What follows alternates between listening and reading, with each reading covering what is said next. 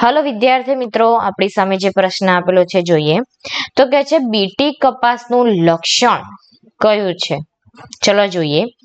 તો કે છે એ છે કે લાંબા તાતણા અને કીટકો પ્રત્યે પ્રતિકારકતા. તો ખોટી વસ્તુ. આપણે પહેલા ઓપ્શન જોઈ લઈએ, પછી આપણે ઓપ્શન ડિસાઈડ કરીશું. બી છે કે મધ્યમ ઉત્પાદન, લાંબા તાતણા અને કીટકો પ્રત્યે પ્રતિકારકતા. સી છે વધુ ઉત્પાદન, સ્ફટિકમય પ્રોટીનયુક્ત ઝેરનું નિર્માણ કરવાની ક્ષમતા જે કીટકોનો નાશ કરે. અને ડી છે વધુ ઉત્પાદન અને બોલવર્મ પ્રત્યે પ્રતિકારકતા.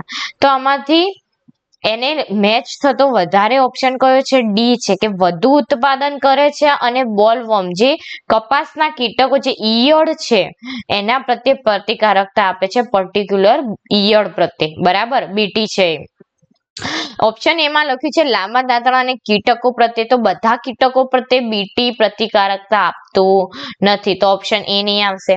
બી માં લખ્યું છે મધ્યમ ઉત્પાદન અને કીટકો પ્રત્યે પ્રતિકારકતા, તો મધ્યમ ઉત્પાદન નથી હોતું અને કીટકો પ્રત્યે આપણે જોયું કે બીટી બધા નહીં આપશે. વધુ ઉત્પાદન સાચી વાત છે, સ્ફટિકમય પ્રોટીનનું ઝેરનું નિર્માણ એ સાચી વાત છે, પણ જે કીટકોનો નાશ કરે અહીંયા પર્ટિક્યુલર કીટકની વાત કરી નથી. જ્યારે ઓપ્શન ડી માં પર્ટિક્યુલર કીટક એટલે કે બોલવર્મ એટલે કે ઈયળની વાત કરી છે, તો આપણો જવાબ કયો થશે? Option D. જ્યારે સી પણ આવશે નહીં. Okay, thank you.